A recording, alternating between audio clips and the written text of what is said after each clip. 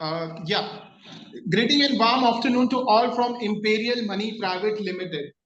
Today's session is one of very unique of its kind.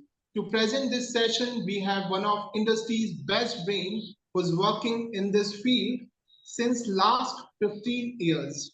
He's working with Axis Mutual Fund as an equities and analyst from last 7 years. Knowledge is a limitless ocean, always evolving and always interesting. To guide us through its depth, we are privileged to host a beacon of intellectual exploration, Mr. Nitin Arora, sir. His journey through the ranks of this field has illuminated countless minds. Welcome to Mr. Nitin Arora, sir, and let us seize the opportunity to gain valuable knowledge and perspective on the ever-evolving world of mutual fund. Do show clapping sign on your Zoom. Over to you, sir. Um, Thank you, Nitesh. Good evening, everyone. Um, I think I'll just go straight to the perspective, the way what is our thought process as far as markets are concerned, how we are looking going forward with respect to earnings growth, and Nitin globally. sir, can I Yeah. interrupt? Nitin sir, Yes. can I interrupt? Yes. So Nitin sir, I would request one thing कि थोड़ा सा इसको हिंदी और English के combination में करें क्या? Sure. Can we just do that? आपकी Sure. हिंदी भी वैसे बहुत अच्छी है. Sure, sir. We'll do that.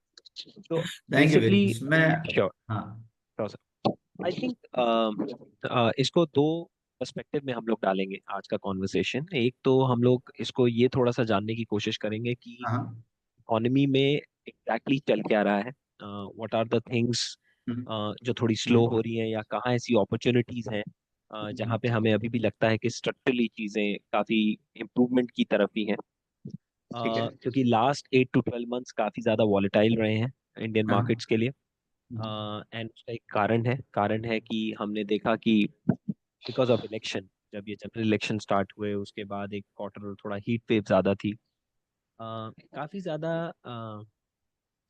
Volatility थी नंबर्स में। तो ये पहला ऐसा क्वार्टर था जो Q2 अर्निंग्स का क्वार्टर आया, उसमें हमें नंबर्स जो हैं वो काफी वीक दिखे। अरे ऑल अराउंड वीक नहीं थे, लेकिन जैसे मैं बात करूं कंजम्पशन साइड में नंबर्स काफी वीक थे, अर्निंग्स ग्रोथ काफी वीक थी। अगर मैं बात करूं ओवरऑल आईटी पैक की काफी वीक अर्निंग्स ग्रोथ रही। एक्सपोर्ट में काफी वीक ग्रोथ रही। तो आई थिंक ये दो तीन पर्सपेक्टिव से देखेंगे तो earnings growth after a long time, okay, almost 3 years, 3.5 years के बाद पहली बार थोड़ा सा अर्निंग स्लो होता हुआ दिखा हम लोग को। अब यहाँ से उसके दो तीन कारण हैं। एक तो ये है कि सरकार ने खर्चा नहीं किया। एंड अगर आप देखें सरकार की बैलेंस शीट आज, तो ऐसा नहीं है कि हमारा फिस्कल या हमारी बैलेंस शीट बहुत खराब हुई है सरकार की। अभी आगे चल के हमको लगता है कि एक मैसेज तो सरकार को मिला है, क्योंकि आप उस पर्सपेक्टिव से देखें इसको, कि एक जगह आरबीआई क्रेडिट ग्रोथ को कंट्रोल करने की कोशिश कर रहा था कि सिस्टमेटिक रिस्क ना हो, क्योंकि लेंडिंग बहुत जोरों से ग्रो कर रही थी। और हमने ये देखा कि पहली बार एमएफआई में, जो माइक्रो फाइनेंस सेगमेंट है जहाँ पे कस्टमर 5,000 रुपये, 10,000 रुपये, 12,000 रुपये लोन लेता है, उस कस्टमर सेगमेंट में पहली बार हमको पेन दिखा after 3 years of bull run. And RBI बिल्कुल ठीक राइट. था, रेगुलेटर बिल्कुल ठीक था, क्योंकि वो शायद लास्ट 1 साल से यही समझाने की कोशिश कर रहा था कि there is a pain in the market in the MFI segment, but people were ignoring. उसके बाद आरबीआई ने काफी लार्ज कैप लीडर्स और सबको, जो लार्ज कैप एनबीएफसीज हैं, लार्ज कैप बैंक्स हैं, स्मॉल कैप बैंक्स हैं, उनको थोड़ा सा लेंडिंग ग्रोथ को कंट्रोल करने के लिए बोला कि ये सिस्टमैटिक रिस्क ना हो जाए। अ, उससे क्या हुआ, एक जगह सरकार ने खर्चा कम किया, दूसरी तरफ बैंक ने क्रेडिट ग्रोथ को थोड़ा कंट्रोल किया, तो सारा इम्पैक्ट हमको एक ही क्वार्टर में ज्यादा दिखा। 3 से 6 महीने में वो एक साथ इम्पैक्ट आया। और अगर आप ये इम्पैक्ट देखें तो इसमें ये आर्टिफिशियल ज्यादा है, ना कि डिमांड लेड है। बिकॉज डिमांड, जैसे मैं आपको बता रहा था कि कैपिटल एक्सपेंडिचर जो है सरकार का, वो सिर्फ हमें 1-2 क्वार्टर ही स्लो दिखा आफ्टर ऑलमोस्ट 24 क्वार्टर्स ऑफ अपरन। हमने 22 हम्म, क्वार्टर बहुत अच्छा खर्चा किया है सरकार ने। हमें पहली बार एक क्वार्टर में आके खर्चा कम हम्म, दिखा because of reason, general election भी थे, लेकिन थोड़ा क्रेडिट ग्रोथ को भी कंट्रोल किया गया। हमें राइट। लगता है कि आई थिंक देखिए कोई भी सरकार कंजम्पशन को स्टिमुलेट नहीं कर सकती है इकोनॉमी में। सरकार खर्चा ही कर सकती है at the end of the day. और जैसा मैं बोल रहा था कि हमें ऐसा लगता है कि सरकार वापस से खर्चा करना स्टार्ट करेगी। अभी बहुत इनिशियल साइंस है, हमें दिसंबर में वो दिख रहा है कि थोड़ा बहुत कैपिटल एक्सपेंडिचर को बढ़ाया गया है सरकार ने। और क्योंकि जैसे मैंने स्टार्टिंग में बोला कि ऐसा नहीं दिख रहा है कि गवर्नमेंट की बैलेंस शीट बहुत ज़्यादा खराब है या हमारा फिस्कल एकदम ही क्रॉस कर रहा है, ऐसा कुछ भी नहीं है। तो आई थिंक गवर्नमेंट का केपेक्स मुझे लगता है, हमें लगता है कि Q4 की तरफ काफ़ी ज़्यादा इंक्रीज होगा, जहाँ पे मार्केट को स्टेबिलिटी मिलेगी। अब आते हैं थोड़ा एक्सपोर्ट की तरफ, ग्लोबल साइड की तरफ, क्योंकि ग्लोबली चीज़ें अभी तक इतनी स्टेबल नहीं है।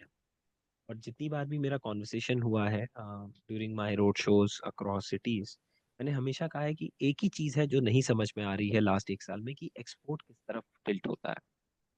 देखिए अब वहाँ पे भी नई सरकार बनी है, ट्रम्प हैज कम, लेकिन थोड़ा सा उसमें देखते हैं कि what he is trying to do, वो करना क्या चाहते हैं। वो एक चाहते हैं कि टैरिफ लगाया जाए सबसे पहले, हर कंट्री पे टैरिफ लगा दूं, चाहे वो चाइना है, चाहे वो यूरोप है, चाहे वो उनकी खुद की नेबरिंग कंट्री है मैक्सिको, जहाँ से बहुत ज़्यादा ऑटो सप्लाई चेन आता है इन यूएस के अंदर। तो ये एक इन्फ्लेशनरी एक्ट है, इससे इन्फ्लेशन बढ़ता है ओवरऑल इकोनॉमी में, किसी भी इकोनॉमी में अगर आप टैरिफ बढ़ाएंगे। दूसरी चीज़, वो चाहते हैं मेक इन यूएस करना। देखिए मेक इन यूएस इतना आसान नहीं है, बिकॉज वहाँ पे हाँ। एक एम्प्लॉय कॉस्ट बहुत ऊपर है। और हमारी बहुत सी ऐसी कंपनीज हैं जो यूएस में प्लांट चलाती हैं लेकिन आज तक प्रॉफिटेबल नहीं है। यूरोप तो एक केस है ही, लेकिन यूएस में भी अभी भी प्रॉफिट नहीं बनता है। तो I think make in US इतना आसान नहीं है जितना उनको लग रहा है, बट अगर वो होता है और वो टैरिफ लगाते हैं तो ये भी एक इन्फ्लेशनरी मूव। तीसरा, आई थिंक उनको टैक्स काटना है, that's there thought process I think, क्योंकि उनको भी डिमांड स्टिमुलेट करनी है, एम्प्लॉयमेंट जनरेट करनी है यूएस में। तो उनका भी ये मानना है कि क्यों ना हम भी टैक्स को काटें, और अगर वो टैक्स काटते हैं तो वो फिर इन्फ्लेशनरी होगा। तो अगर जो आपने लास्ट 3-4 महीने में एफआई का आउटफ्लो देखा, तो उसके पर्सपेक्टिव से ये बहुत सही मूव है, क्योंकि अल्टीमेटली जब आप इतने इन्फ्लेशनरी सिनारियो में जाएंगे, ओके, तो आपकी बॉन्ड यील्ड हार्डन होगी बाहर, और आपको 4-4.5% का रिटर्न ऐसे ही मिलता है इन यूएस। तो हमें लगता है कि अभी इस चक्कर में ज्यादा अनसर्टेनिटी है रादर देन डोमेस्टिक फैक्टर्स, क्योंकि डोमेस्टिक हमें अभी भी लगता है कि सरकार अपने खर्चे को वापस लेके आएगी। हो सकता है सारे पॉकेट्स में ना दिखे, लेकिन डोमेस्टिक में हमको लगता है कि जैसे पावर एक सप्लाई चेन है, वहां पे खर्चा नहीं रुकेगा, डेटा सेंटर है वहां खर्चा नहीं रुकेगा। इंडस्ट्रियल में अभी भी हम देख रहे हैं कि डिस्पाइट स्लो डाउन 12-15% ग्रोथ चल रही है, डिस्पाइट स्लो डाउन। लेकिन the the president there in US is a very difficult animal to predict. ये बहुत मुश्किल चीज है अभी प्रिडिक्ट करना, और इसीलिए मार्केट जो है 6-8 महीने से कहीं गया नहीं है। रीजन इज ऑल्सो कि इवेंचुअली वो मूव क्या करता है, ओके। अगर वो मूव इन्फ्लेशनरी जाता है तो हमारा रुपया भी ऊपर जाएगा, क्योंकि एफआई फ्लो हो सकता है, आउटफ्लो और हो। मैं सिर्फ एक सिनारियो की बात कर रहा हूँ कि अगर वो एक इन्फ्लेशनरी सिनारियो में जाने की कोशिश करते हैं यूएस, तो वो हमारे रुपये को हिट होगा, और इसीलिए आप देख रहे हैं रुपया 82, ये 2.5 का 84 हो प्लस। हो सकता है कुछ भी ना हो सकता है मेक इन यूएस जैसे मुझे लगता है बहुत मुश्किल है करना मैन्युफैक्चरिंग में। टैरिफ हो सकता है कि थोड़ा बहुत काटे, इतना एक्सट्रीम क्वांटम में ना काटे। तो आई थिंक बहुत ज्यादा इफ एंड बट है, जहाँ पे क्लैरिटी मार्केट को नहीं आ रही, इसीलिए आप देख रहे हैं मार्केट स्टेबल नहीं हो रहा है, बहुत ज्यादा वॉलेटाइल है। तो आई थिंक जब 4-5 जनवरी को he will resume the office, जब वो अपने ऑफिस में रिज्यूम करेंगे, एंड आई थिंक 20-22 तारीख से मुझे लगता है चीजें आने बाहर स्टार्ट होंगी कि व्हाट इज यूएस स्ट्रैटेजी। क्योंकि एक्सपोर्ट में यूएस स्ट्रैटेजी के बाद हमको ये देखना है कि चाइना उसको कैसे रिस्पॉन्ड करता है। क्योंकि अगर यूएस में फिस्कल को बढ़ाने की बात होगी और ग्रोथ लाने की बात होगी, तो हमें लगता है कि चाइना भी फिस्कल अनाउंस करेगा। He will also, because otherwise he is an export market. रुपया जो है वो थोड़ा और डिप्रिशिएट हो सकता है, ऐसे हमें डायरेक्शनली लगता है। हम लोग कोई एक्सपर्ट नहीं है रुपये में, but I am just talking more from a directional point of view. And ये रीजन है कि मार्केट जो है उसको स्टेबिलिटी नहीं मिल रही है एज ऑफ। अब बात करते हैं कि सिनारियो हमें क्या लगता है कि यहाँ से अगर 1-2 साल का व्यू लें तो कौन से ऐसे एरियाज हैं जहाँ हमें अभी भी लगता है कि देर आर अपॉर्चुनिटीज। और अगर ये सब इन्फ्लेशनरी सिनारियो होता है ना, अगर मार्केट गिरता है, तो मुझे लगता है कि काफ़ी ज़्यादा ऐसी कंपनीज हैं जहाँ पे ग्रोथ काफ़ी स्ट्रांग रहेगा, और काफ़ी ऐसे सेक्टर्स हैं जहाँ पे ग्रोथ काफ़ी स्ट्रांग रहेगा। तो हमें अभी यहाँ से व्यू ये दिखता है कि अगर मार्केट बहुत ज़्यादा फॉल होता है कुछ इन्फ्लेशनरी में, और मैं बिल्कुल वर्स्ट केस लेके चल रहा हूँ कि बहुत ज़्यादा इन्फ्लेशनरी सिनारियो वो लोग क्रिएट करते हैं, टैरिफ ज़्यादा काटते हैं, अपने टैक्स ज़्यादा काटते हैं, जहाँ से यूएस आउटफ्लो हो गया अगर इंडिया से, मुझे लगता है कि people will take a call कि कौन सी ऐसी लार्ज कैप कंपनीज हैं जो 18 to 20% ग्रोथ कर सकती हैं लॉन्गर टर्म में, स्मॉल कैप में कौन सी ऐसी कंपनीज हैं जो 25% ग्रो कर सकती हैं, मिड कैप में कौन सी कंपनी है जो 22 से 25% ग्रो कर सकती है। आई थिंक लोग पोर्टफोलियो को वैसे बनाने की कोशिश करेंगे, क्योंकि अभी भी जैसे मैंने बोला डोमेस्टिक पॉकेट्स में अभी भी पावर स्पेस में, पावर सप्लाई चेन में काफी स्ट्रॉन्ग कैपिटल एक्सपेंडिचर है, डेटा सेंटर में काफी स्ट्रॉन्ग कैपिटल एक्सपेंडिचर है, हमारे रिन्यूएबल केपेक्स में काफी स्ट्रॉन्ग कैपिटल एक्सपेंडिचर है। ये तो डिस्पाइट स्लो डाउन है तो भी 20-25% ग्रोथ चल रही है। Number two, I think IT is something देखना होगा, क्योंकि वैल्यूएशंस बहुत हाई है। Mid and small cap IT is off the roof, large cap में I think people will look at more of large cap IT, because generally अगर आप देखेंगे US IT companies वो आज हमारे मिड और स्मॉल से अभी भी बहुत बड़े डिस्काउंट पे है, और अगर वहाँ ग्रोथ, टैक्स काट के ग्रोथ आने की बात होगी, तो आई थिंक हमें लगता है कि यूएस आईटी में लोग ज्यादा जाएंगे रादर देन इंडियन आईटी। तो I think there are certain pockets, and जैसे आपने देखा होगा कि मार्केट अब बहुत रूथलेस है। इसका मेरा मतलब क्या है कहने का, अगर आप बहुत क्वालिटी कंपनी है, मान लीजिए आप कोई कंपनी है जो बहुत अच्छी है, और आप एक मिड कैप कंपनी है, लेकिन अगर आप क्वालिटी कंपनी है और आप नंबर्स नहीं देंगे ना, तो आप 10% गिरेंगे, और ये मार्केट ने दिखाया हमको। और अगर आप मिड कैप कंपनी है, स्मॉल कैप कंपनी है, और आप अच्छी ग्रोथ देंगे, तो मार्केट आपको वैल्यूएशन महंगा करेगा। मार्केट आज वैल्यूएशन नहीं देख रहा है, मार्केट इज नॉट कंसर्न। हम लोग बात करते हैं मार्केट बहुत महंगा है, बहुत महंगा है, तो आप मिड एंड स्मॉल बेच दीजिए, आप लार्ज कैप में आ जाइए, और आप अगर आप देखें लास्ट 1.5 साल से वो ट्रेड फिजल हो जाता है, लार्ज कैप चलता नहीं है, मिड एंड स्मॉल अभी भी चलता है। अगर आप अभी भी देखें फॉल में जो 21 सितंबर से हुआ, अब तो रिकवर हो गया, लेकिन आप 21 सितंबर से अभी भी देखें सबसे ज्यादा लार्ज कैप और क्वालिटी गिरा है, मिड एंड स्मॉल स्टिल सबसे कम गिरा, राधा रिकवर हो गया। The reason is because mid and small में काफी कंपनीज में ग्रोथ चल रही है। तो rather than taking a call कि स्मॉल एंड मिड बेच देते हैं और लार्ज कैप में चले जाते हैं, वो ट्रेड हमारे हिसाब से लास्ट ऑलमोस्ट 1.5-2 साल से प्ले आउट इसलिए नहीं हो रहा बिकॉज लार्ज कैप में नंबर्स नहीं आ रहे। एंड मार्केट मुझे लगता है अब बहुत बॉटम अप चलेगा, बहुत ग्रोथ स्पेसिफिक चलेगा, ग्रोथ इन द सेंस कि जहां अर्निंग्स ग्रोथ है वहां पे ही people will go and look at more ideations. I think net net, अगर आप इस पर्सपेक्टिव से इसको थोड़ा सा देखें, एक, डोमेस्टिक फैक्टर्स थोड़े स्लो हुए हैं, क्लियरली हमें दिखते हैं। इसमें पूरा होप यही है कि यहाँ से रिकवरी कैपिटल एक्सपेंडिचर में आए।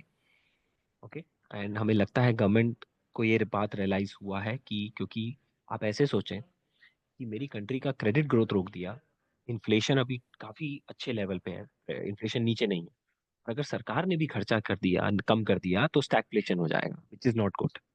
कोई भी कंट्री ऐसा नहीं चाहेगी, हमारे फैक्टर्स इतने खराब नहीं है इन एनी केस। जैसे मैंने बोला सरकार की बैलेंस शीट बिल्कुल भी ऐसे खराब नहीं है।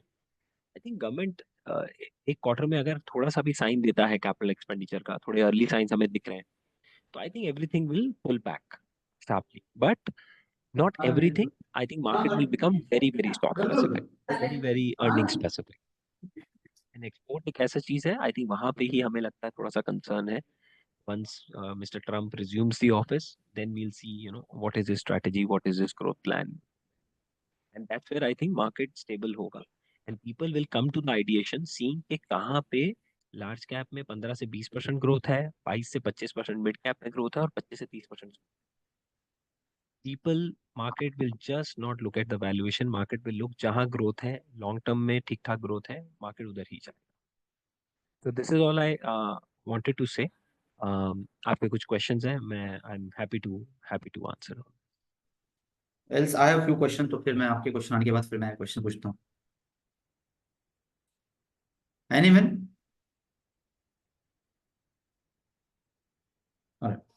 Nitin, the few questions which I have is you started with कि गवर्नमेंट ने खर्चा नहीं किया है। कैन यू एलैबोरेट कि गवर्नमेंट मतलब क्या दिमाग में चल रहा है और इतना अच्छा बैलेंस शीट रहने के बावजूद क्यों नहीं कर रहे लोग खर्चा? और वैसे भी capex currently planning lumpsum client can I go 60% Nitin, इस क्वेश्चन पे मैं आता हूँ, बट बिफोर दैट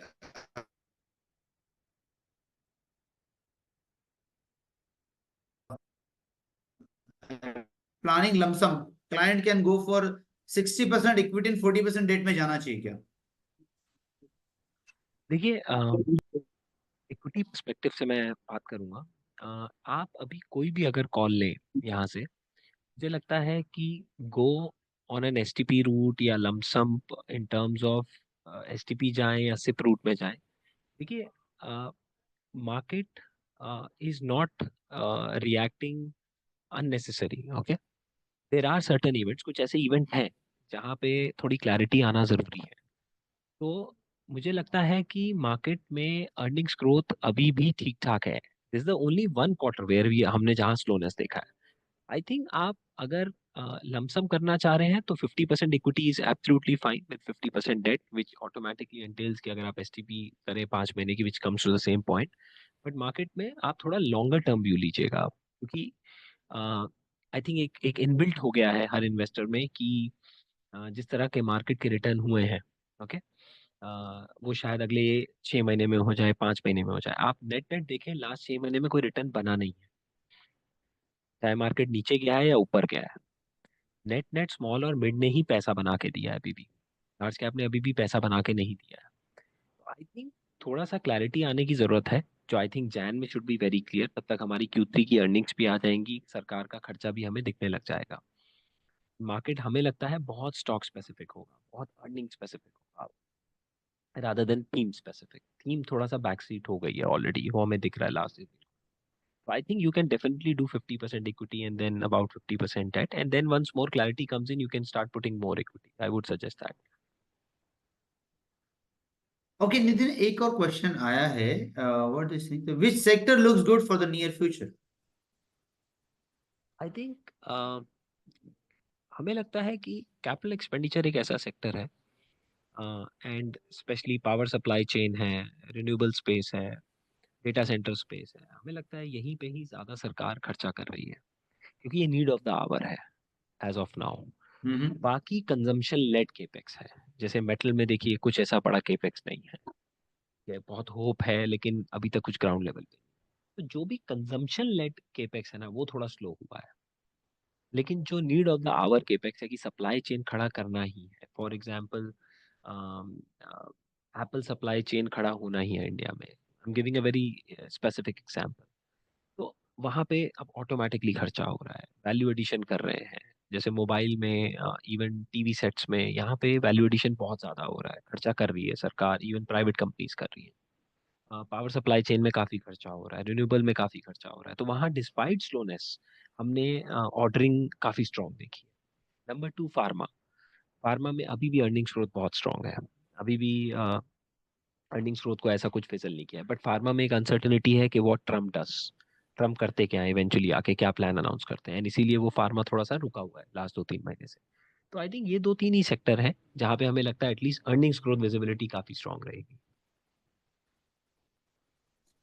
एक और क्वेश्चन है, रवि जी ने पूछा है कि may I know that what is the draw down expected in the market comparative to the previous years? I think we generally हम लोग जनरली ये सब केच नहीं करते हैं एज अ फंड मैनेजर। आपको टिपिकली फॉल में आइडिएशंस ढूंढने होते हैं, आपको टिपिकल फॉल में अच्छी कंपनीज ढूंढनी होती हैं और उनकी अर्निंग्स ग्रोथ के पोटेंशियल ढूंढने होते हैं।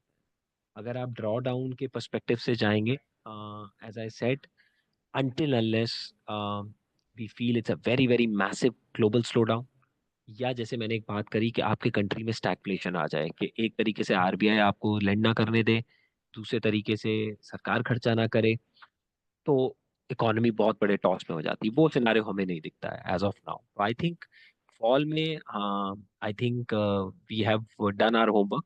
अगर बाय चांस ये फॉल होता है because of whatever the scenario happens, and again मैंने इसीलिए बहुत वर्स्ट केस पर्सपेक्टिव से स्टार्ट किया इसको, then I think we have we हमारे पास आइडिएशंस हैं जहाँ पे हमें लगता है लॉन्ग टर्म में वी कैन बी इजीली हम लोग अल्फा जनरेट करेंगे.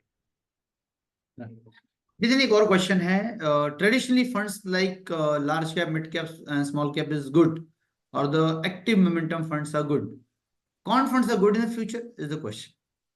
देखिए हर एक अब एक कैटेगरी है, मैं इसको आपको ऐसे आंसर करता हूँ. ये बहुत क्वेश्चन मुझे पूछा जाता है कि इंडेक्स फंड ही ले लेते हैं, क्यों हाँ. मैं एक लार्ज मिड और स्मॉल में जाऊं. हम्म. देखिए लार्ज कैप में ना इंडेक्स फंड, और हमने हमेशा ये बोला है as an Axis mutual fund कि हर एक एक कैटेगरी है. लार्ज कैप एक कैटेगरी है, मिड एक कैटेगरी है, स्मॉल एक कैटेगरी है, इंडेक्स फंड इस कैटेगरी. और इनमें एक और फंड मैं जोड़ता हूँ जैसे मल्टी कैप जो मैं मैनेज करता हूँ, वो भी बहुत एक फ्लेक्सिबल कैटेगरी है फॉर अ फंड मैनेजर, कि उसमें आपको बहुत ज्यादा लीवे मिलता है मिड और स्मॉल के लिए. हम्म. इसको ऐसे पर्सपेक्टिव से देखिए कि लार्ज कैप में इंडेक्स फंड करना बहुत आसान होता है बिकॉज वहां पे generally data points and data centers and corporate governance issue कम होते हैं मैनेजमेंट के. राइट. लेकिन हम्म. मिड और स्मॉल में आपको एक एक्टिव फंड मैनेजर चाहिए हम्म. जो साइकिल को पकड़े, इंपॉर्टेंट. दूसरा हम्म. कॉर्पोरेट गवर्नेंस पे ध्यान दे. हम्म. ये दो पर्सपेक्टिव से आप इग्नोर नहीं कर सकते. हम्म. तो एज अ कैटेगरी हमने हमें जैसे हमारा भी एक मोमेंटम फंड लॉन्च हुआ है, I think as a category we should be there. Hmm. But जब आप स्मॉल और मिड में आते हैं तो हमेशा एक्टिव की तरफ ज्यादा ध्यान दें, बिकॉज हमें लगता है कि जब छोटी कंपनी स्केल बनाती है तो उनके प्लस माइनसेस होते हैं. ओके. और हमने हम्म. ये लास्ट पूरे 3 साल की साइकिल में देखा कि हमने ऐसी ऐसी कंपनीज देखी जो शायद 5 साल में 50 करोड़ का पैट कर रही थी एनुअली, लेकिन आज वो जाके 500 करोड़ का पैट कर रही. Oh wow, amazing. तो आपको ये देखना बहुत जरूरी है. और अभी भी ऐसी कंपनीज आ रही हैं जो चाहे नए पेपर आ रहे हैं या बहुत पुरानी कंपनीज हैं, जो हमने देखा कि जो कंपनीज डेटा सेंटर में आई सडनली इतना ओके. बड़ा लीवे आया और उन कंपनीज के प्रॉफिट 100 करोड़ से 400 करोड़ हुए एनुअलाइज्ड. तो अगर वो एक्टिव फंड मैनेजर रहता है तो मुझे लगता है वो आसानी होती है for the investor and for us also कि हमें क्या उस फंड्स में लेना है. इसको कैटेगरी रूप में देखिए, इसको एज अ कंपटीशन मत देखिए हर एक कैटेगरी को. हाँ. Thank you Nitin. नितिन, एक और क्वेश्चन है that from the growth point of view which is better between mid cap small cap. इसके बाहर निकल नहीं पा रहे हम लोग. Anyways, yes. कैलाश भाई ने पूछा है what is good, mid cap और स्मॉल कैप. आई थिंक आप एक कैटेगरी की मैंने बात की मल्टी कैप. ओके. हाँ, उसको जो आप मैनेज करते हो, एंड आई एम जी. Very, I must congratulate you that you are really managing it well, and it is beating the benchmark like anything. Yes, please go ahead. Thank you very much sir. I think वो एक fund, मैं ये नहीं कह रहा हूँ कि मैं किसी कैटेगरी को डिमीन नहीं करना चाह रहा हूँ, क्योंकि मैं मिड कैप भी मैनेज करता हूँ, मैन्युफैक्चरिंग एंड वैल्यू भी मैनेज करता हूँ. ठीक है, मल्टी कैप ना एक फ्लेक्सिबिलिटी देती है आपको एज अ कैटेगरी, क्योंकि 25% आप मिड चलाते हैं, 25% स्मॉल चलाते हैं, और 50% आप लार्ज चला सकते हैं. आप 50 स्मॉल भी चला सकते हैं, लेकिन just to give you a perspective, अब आप ये देखिए कि as a mid cap category मुझे 65% मिड रहना ही है, राइट. और मिड कैप में आइडिएशंस आ रहे हैं लेकिन स्केल छोटा है. okay? लेकिन मल्टी में क्या है, आपके पास जैसे मैंने छोटे से एग्जांपल दिए, आज ऐसी कंपनीज इंडिया में इमर्ज हो रही हैं जो बहुत सारे एमएनसीज के.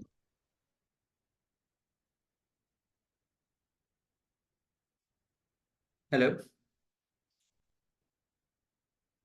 आपका वॉइस गया नितिन. सॉरी मेरी आवाज बीच में चली गई थी. आपका आपका वॉइस गया. हाय, एम आई ऑडिबल? आइए आइए. ओके. तो मैं ये बता रहा था कि जैसे बहुत सारी ऐसी कंपनीज हैं स्मॉल और मिड कैप में जो जिन्होंने लास्ट 3-4 साल में, चाहे वो ईएमएस कंपनी हुई, चाहे वो डेटा सेंटर की कंपनीज हुई, चाहे वो टीएनडी पावर सप्लाई चेन कंपनीज हुई, आई थिंक इन सब ने काफी अच्छा स्केल बनाया है इंडिया में, और वही एक्सपोर्ट्स में भी हमें दिख रहा है कि अब एक्सपोर्ट्स में हम जाने लग गए हैं. एंड यूएस, देखिए हम इंडिया की बात करते हैं कि इंडिया ने पावर में खर्चा नहीं किया, यूएस ने 15 साल खर्चा नहीं किया है पावर में. एंड उसी पे हमारी नजर है कि अगर इन्होंने पावर कैपिटल एक्सपेंडिचर अनाउंस किया और चाइना पे टैरिफ लगाया, सिर्फ एक ही एरिया है, एक ही कंट्री बचती है जहां से ये लोग पावर सप्लाई चेन लेंगे, जो है India. Yeah. I think as a category, multi-cap is a very flexible category for us to manage, different sets of sectors. All right.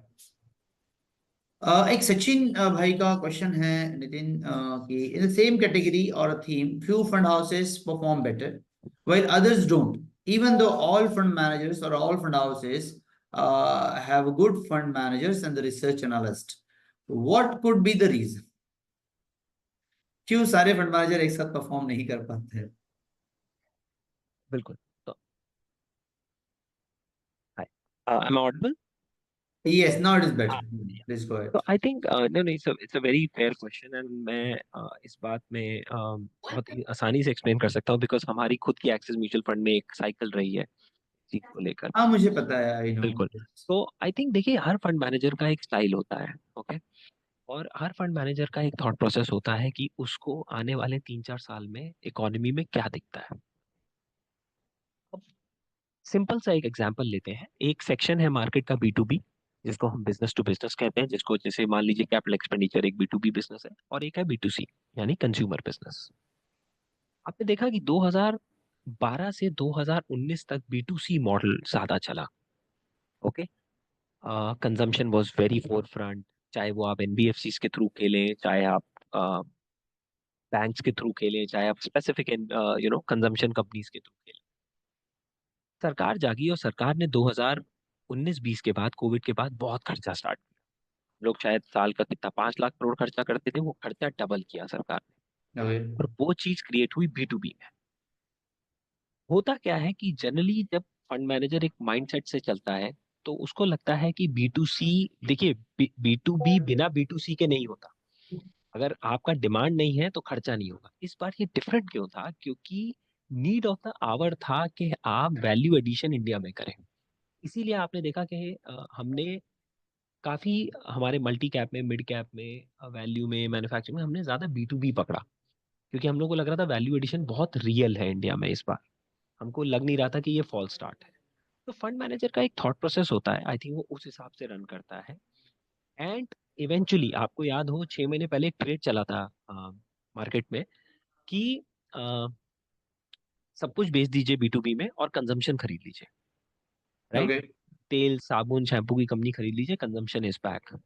आपने देखा होगा क्या हाल हुआ है कंपनीज का. तो आई थिंक एक फंड मैनेजर का वो माइंडसेट होता है, उस हिसाब से वो आगे लॉन्गर टर्म कॉल लेता है. बीच में डिस्टर्बेंसेस होती हैं, देयर इज नो डाउट. बहुत सारे इसमें डाउट नहीं है. जैसे फॉर एग्जांपल 2 साल से ये ट्रेंड चलता रहा कि लार्ज कैप परफॉर्म करेगा, मिड एंड स्मॉल नहीं करेगा बिकॉज महंगा है. लेकिन मिड एंड स्मॉल ही कर रहा है और लार्ज कैप अभी भी नहीं कर क्योंकि रहा है अग्री बॉटम अप अर्निंग्स वहां आ रहा है. मुझे अभी भी लगता है कि मार्केट में बॉटम अप अर्निंग ज्यादा चलेगा. वो अभी मार्केट बहुत रूथलेस है. मार्केट नहीं देखेगा आप एशियन पेंट है कि आप कोई मिड कैप कंपनी है. अगर आप नंबर्स नहीं देंगे तो आप जाएंगे. तो आई थिंक ये कारण होता है कि different different set of fund managers different different time periods में अलग अलग परफॉर्म करते हैं. उसके अलावा मुझे और कोई रीजन नहीं दिखता. एंड आई थिंक हमने ये साइकिल देखी है खुद, तो I mean I can explain this much better. तो हमें ऐसे ट्रू लगता है इन चीजों. ट्रू ट्रू नितिन एक और क्वेश्चन है मिस्टर रवि का कि with ETF exposure growing up pan India average 24% year on year how much the client investment in percentage should I expose also give us the 2 ETFs which can consider for the investment देखिए ETF, जैसे index fund की मैंने बात की, ETF भी एक category है. Okay. ETF is always, ये मेरा मानना है, ETF is always helpful for the large cap categories. Okay. Until unless मेरा व्यू अभी ये होता कि नहीं, यहाँ से मार्केट बहुत ब्रॉड बेस होता जाएगा. देखिए मार्केट आज भी फॉल के बाद नैरो नहीं हुआ है. मार्केट स्टॉक स्पेसिफिक हुआ है. स्टॉक स्पेसिफिक होटल्स में भी हो सकता है, स्टॉक स्पेसिफिक बैंक्स में भी हो सकता है, स्टॉक स्पेसिफिक पावर केपेक्स में भी हो सकता है, स्टॉक स्पेसिफिक डेटा सेंटर में भी हो सकता है. बट मार्केट नैरो नहीं हो रहा. तो जब मार्केट नैरो नहीं होगा तब तक आपके ETF और इंडेक्स फंड अच्छा ही करेंगे, चाहे आप स्मॉल में डालें, मिड में डालें या लार्ज में डालें. लार्ज में मैं इसलिए बोलता हूँ क्योंकि मेरा ऐसा मानना है कि मिड और स्मॉल में एक्टिव फंड मैनेजर का रोल बहुत इंपॉर्टेंट होता है. true ये बहुत जरूरी है. तो आई I थिंक आप completely agree ETF with this देखें तो लार्ज कैप पर्सपेक्टिव से देखें. Nitin, there are very few questions which I have, and these are very, very important questions.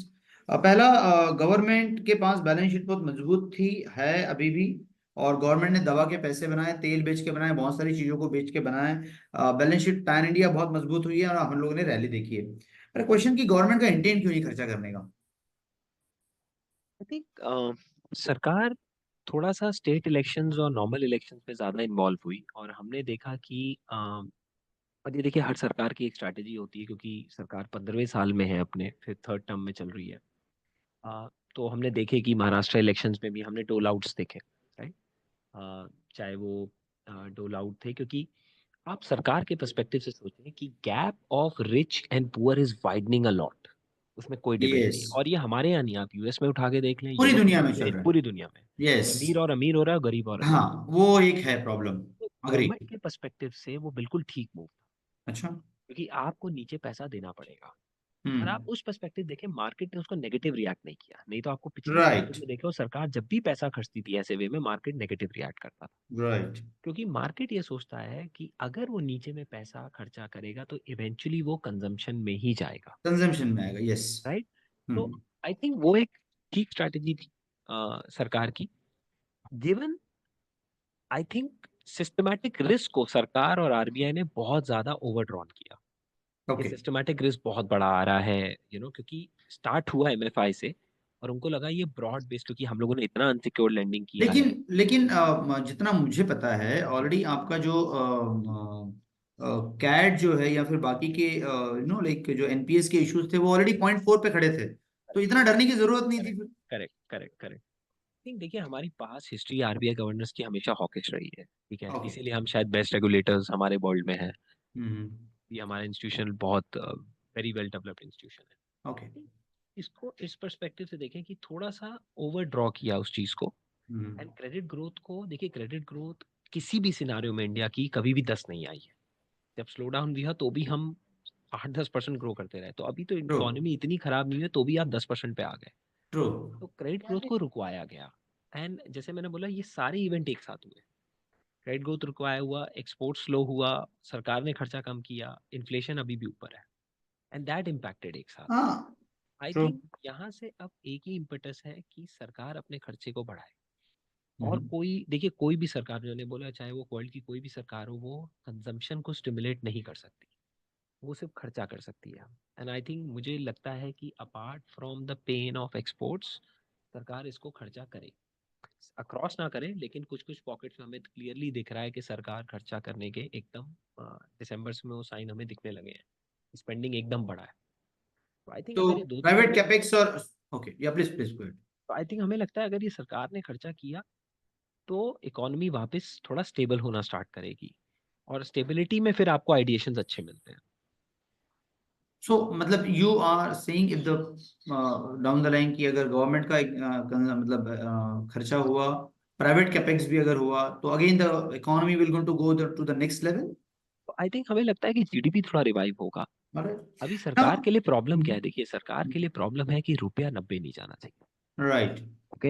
And इसीलिए मार्केट को स्टेबिलिटी नहीं मिल रही, मार्केट हर दिन बहुत वोलेटाइल है, हम्म। राइट। क्योंकि किसी को अभी तक क्लैरिटी नहीं है कि यूएस कहाँ स्टांस लेता है आगे, इन्फ्लेशनरी लेता है कि नॉन इन्फ्लेशनरी लेता है। अगर इन्फ्लेशनरी लेता है तो रुपया नहीं रुकेगा, ऑलराइट। एंड देन केपेक्स को बढ़ाएंगे, लेकिन अगेन आई एम सेइंग, मुझे लगता है कुछ कुछ पॉकेट्स में बढ़ा देंगे ये लोग।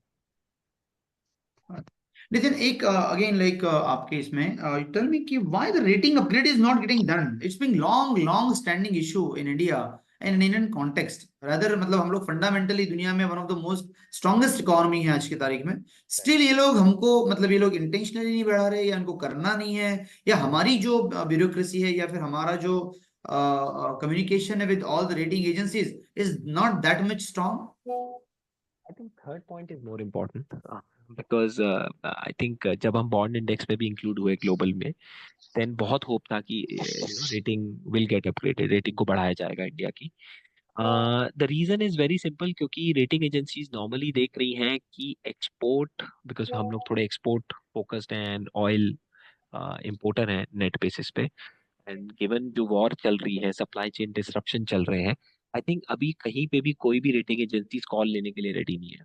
एंड तभी आपने देखा, देखिए जिस तरीके की वॉर चली है, चाइना एंड इंडिया का जो सुलझना हुआ, right, was a pure supply chain pact है कि अगर आप भी जाके लड़ेंगे और सप्लाई चेन को खराब करेंगे तो दोनों कंट्रीज के इन्फ्लेशन भागेंगे। I think matter of time है, नेक्स्ट ईयर थोड़ा क्रूशियल है, आई थिंक नेक्स्ट 6 मंथ्स बहुत क्रूशियल है कि अगर सरकार खर्चा करती है और उधर इन्फ्लेशनरी सिनारियो नहीं आता है, then I think rating agencies will have a chance. अभी रेटिंग एजेंसीज ग्लोबली किसी भी कंट्री को डाउनग्रेड अपग्रेड नहीं कर रही है बिकॉज ऑफ द वॉर। किसी को कुछ नहीं क्लियर हो रहा है कि इवेंचुअली सप्लाई चेन किसकी कितनी हिट होगी। Okay. Another question, Nitin, is like the market is an absolutely narrow range. You already said. एक बहुत पावरफुल क्वेश्चन ये है कि are we and even if the lot of wars are there, every other country is having some or other war scenario at this point of time, rather Middle East and either somewhere the Cold War, somewhere कहीं पे hot war चल रहा है, and अगर इसको read किया जाए properly तो the question to you is are we really decoupled? Because and we have been rallied even in this war situation also, even if we are having the very strong dependency of oil on other countries, right? So are we decoupled in terms of the GDP growth from the US and the rest of the country? Or we are coupled, but we rallied the way with what we want? I think decouple कहना सही नहीं होगा because हमने खुद ही देखा कि जब export slow हुए तो कंपनीज जो एक्सपोर्ट फोकस्ड है वो काफी सिग्निफिकेंटली अर्निंग्स कट हुए होंगे ये क्वार्टर। आई थिंक डीकपल्ड नहीं कहूंगा इसको, हमें थोड़े इस पर्सपेक्टिव से देखना पड़ेगा कि हम मिड कैप और स्मॉल कैप में अभी भी जो सप्लाई चेन कंपनीज हैं, राइट, जिनमें हमने सप्लाई चेन चेंज होता हुआ देखा चाइना से, या खुद कंपनी ने पीएलआई, गवर्नमेंट ने पीएलआई क्रिएट किया, इंसेंटिव्स दिए। फॉर एग्जांपल डिफेंस है, उसमें सरकार खर्चा अभी भी नहीं रोक रही है, अभी भी कंटिन्यूस ऑर्डर इनफ्लो चल रहा है despite slowness. I think market बहुत स्पेसिफिक हो गया है, कंपनी स्पेसिफिक है, एंड वहां पे लोगों को दिख रहा है कि ग्रोथ अभी भी ठीक ठाक चल रही है। यहाँ से इसलिए क्रूशल है, जो मैं बार बार कह रहा हूँ, कि ये सरकार का खर्चा वापस आना चाहिए because then it will help companies to again grow. अगर वो ग्रोथ कम हो गई देन हम प्रॉब्लम में आएंगे, क्योंकि देन स्टैगफ्लेशन का चांस ज्यादा आ जाता है क्योंकि आप ग्रो नहीं कर पाए। आई थिंक डीकपल तो हम बिल्कुल नहीं है। अगर एंड यही रीजन है, आप देख रहे हैं मार्केट बहुत वॉलेटाइल हो रहा है बिकॉज सबको इसका क्लू नहीं था कि रुपया इतना जल्दी ऊपर जाएगा। एंड अगर रुपया ज्यादा ऊपर निकल गया because of the inflationary scenario, I think वो प्रेशर क्रिएट करेगा, एफआई आउटफ्लोज को और क्रिएट करेगा सिस्टम के अंदर। अच्छा, तो एक एफआई, मतलब या प्लीज गो अहेड। तो एफआई फ्लोज को अगर आप अगर वो क्रिएट करेगा डेल्टा, तो मार्केट वेट कर रहा है उस चीज की, कि जहां पे आपको एक अच्छे आइडिएशंस मिलेंगे। क्योंकि अभी क्या है, एब्सोल्यूट टर्म्स में अगर आप देखें कोई भी कंपनी ज्यादा करेक्ट नहीं हुई है, ना वो लार्ज कैप, ना वो मिड, ना small, even small despite cap earning index तो कार्ड जहां पे था वहां पे आ गया है, वापस आ गया 19,900 it already came है। Yes, back. Yes. All right. Nitin, मेरा last question, then probably we again go to the some other questions कि we gained a lot in the global allocation, per se the weightage of MSCI Global Index, MSCI Emerging Market Index also. India का weightage बढ़ा है, जो पहले 6.5 था, आज 19 के आसपास पहुंच चुका है। Why still the flows are not? देखिए Because वेट तो बढ़ गया, जी, बिल्कुल बिल्कुल बिल्कुल। लेकिन फ्लो हम लोग देंगे नहीं, हम वेट बढ़ा के आपको खुश रखेंगे कि आपका वेट बढ़ा दे। Is that meaning of the global companies and the MSCI? नहीं नहीं, मैं आपको बताता हूँ, देखिए बिल्कुल आपकी सही बात है सर, की वेट हमारा बढ़ा, हम चाइना से अभी भी 1 परसेंटेज पॉइंट हायर है। अब इसको इस कॉन्टेक्स्ट में देखते हैं, आप एमएससीआई इंडिया इंडेक्स का रिटर्न देखें, 4 साल में 20% रिटर्न है, यानी 5% CAGR रिटर्न। तो मैं डॉलर में कन्वर्ट करूँ तो एक्चुअली नेगेटिव है। तो गोरे ने, एफआई ने नहीं लूज किया इंडिया ना आके। इसका रीजन बताता हूँ, और मैं हमेशा ये कहता हूँ, देखिए एफआई इंडिया में दो ही तरीकों से आता है। एफआई कभी भी इंडिया, सॉरी, आपका अनम्यूट कर दीजिएगा प्लीज।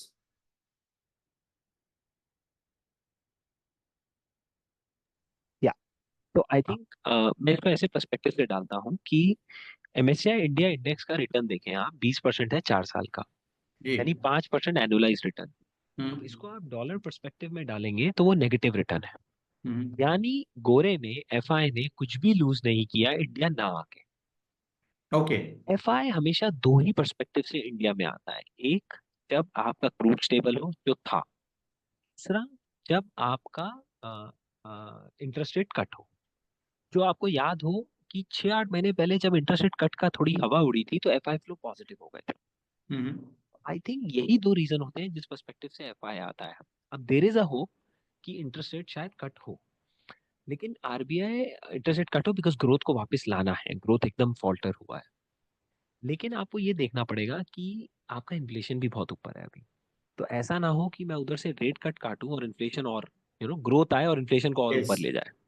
तो वो आई थिंक अनकंफर्टेबल जोन वाली कहानी हो जाएगी। बिल्कुल बिल्कुल, तो इसीलिए मैं कह रहा हूँ कि मार्केट पे अभी rather than taking call on a market and macro, I think it's more कि आप बॉटम अप अर्निंग्स ढूंढें कहाँ पे है। And this is the reason sir कि थीम चलना बंद हो गई है, जो एक हाँ, थीम थिंक चलती इज थी it's not across. Working, yes I agree. Can we have the last question, please? The last question. What is the last question? With 25,000 crore SIP getting into market, no doubt most of the money getting into the mid and small cap. How can this company generate the returns without the sufficient infrastructure? And secondary, the ROC of the mid caps and small caps would matter given the conditions? Is the last question what we have, Nitin sir. Very very valid question. तो मैं इसको एक छोटा सा example देता हूँ। हाँ जी, आप अगर होटल कंपनीज देखें पिछले साइकिल में, हाँ जी, तो आरओसी नहीं बनते थे। सारे इन्वेस्टर्स पीछे पड़े रहते थे कि आरओसी नहीं बनता है, ये सेक्टर right, right, पैसा डालने वाला ही नहीं है। right. आज वही कंपनीज हैं जो शायद 10 टाइम ईवी बाय बेटा पे ट्रेड करती थी पिछली साइकिल में, आज 30 टाइम ईवी बाय बेटा पे ट्रेड करती हैं। वो कर रही हैं 15%, लेकिन आरओसी आज भी 14% है। I think it's a function of narrative. Okay, कहाँ पे आपकी ग्रोथ आ रही है। मार्केट आज आरओई आरओसी 15-18% को भी थम्स अप दे देता है अगर आपकी ग्रोथ 15-20% है। तो मिड कैप में क्या हुआ है, मिड कैप में आइडिएशंस कम आए, न्यू पेपर्स कम आए, लेकिन एग्जिस्टिंग कंपनीज को रीरेट किया मार्केट में। सो फॉर एग्जांपल, मैंने जान के ये एग्जांपल लिया होटल का, क्योंकि hotel was a clear cut example जहां पे हमेशा आर्गुमेंट आरओसी से शुरू होता था, ग्रोथ की लोग बात नहीं करते थे। आज वही कंपनीज हैं, वही इन्वेस्टर्स हैं जो आज कहते हैं सबसे अच्छा ग्रोइंग सेक्टर एक ही है, वो है होटल। आरओसी वही बन रहा है। I think I am giving you this example क्योंकि मार्केट का नैरेटिव है कि आज ग्रोथ मिड कैप और स्मॉल कैप में कहाँ आ रहा है, क्योंकि ये प्रमोटर्स भी अब काफी एजाइल हुए हैं। जब 3 साइकिल से 2 साइकिल से प्रमोटर्स निकले, कॉर्पोरेट गवर्नेंस ठीक किया है, आरओसी इंप्रूवमेंट किए हैं अक्रॉस, तो मार्केट थम्स अप देने के लिए रेडी है। एंड इसीलिए हमने स्मॉल कैप में ज्यादा नए आइडिएशन देखे और मिड कैप में ज्यादा री रेटिंग देखी। गोइंग फॉरवर्ड मुझे लगता है मिड और स्मॉल में stock specific market will give a thumbs up कि जहां पे ग्रोथ आएगी, क्योंकि अभी ऐसा सिनारियो नहीं है कि किसी की बैलेंस शीट बहुत ज्यादा खराब है मिड और स्मॉल में, या बहुत लेवरेज्ड है, ऐसा नहीं है। तो और उल्टा, तो अगर आप बैंकिंग सेक्टर का कॉर्पोरेट लेंडिंग देखेंगे तो ऑल टाइम लो पे है, बिकॉज सबने ही इक्विटी कैपिटल रेज कर लिया मार्केट से।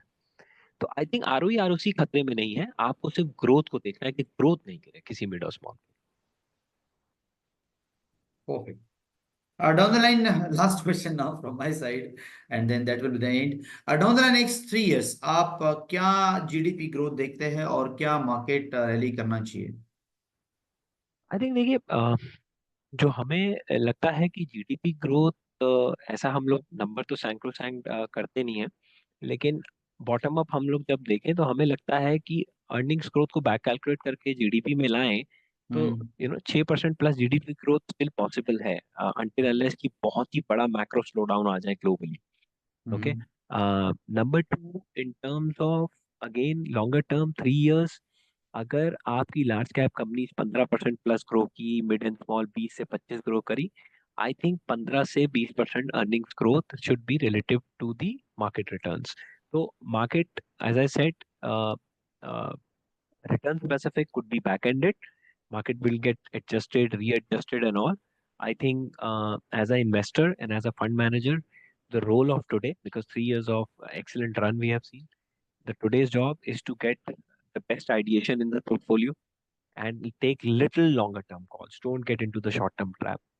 थोड़ा सा लंबा कॉल लेने की अब जरूरत है अगले 2-3 साल का, क्योंकि मुझे लगता है अगर आप थोड़ा सा शॉर्ट टर्म कॉल लेके एक्साइट होंगे कि आज मार्केट ऊपर है, 6 महीने There is no ऊपर हो गया, point. There is no point. There is no stay point. Invested, do STP, slowly steadily market में डालिए, and look for more returns in the next 2-3 years. Don't get into this habit कि जो पिछले में हुआ है कि 6 महीने में हमारा 50% रिटर्न बन गया, 40 बन गया, 30 बन गया. Don't get into that. Nifty PSU bank Nifty एक साल में 130 टका चले गई.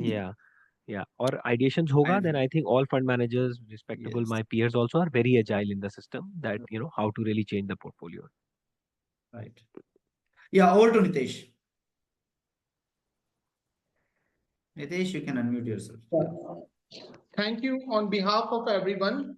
Here I would like to extend our heartfelt thanks to Mr. Nitin Arora sir for their insightful session on the market outlook.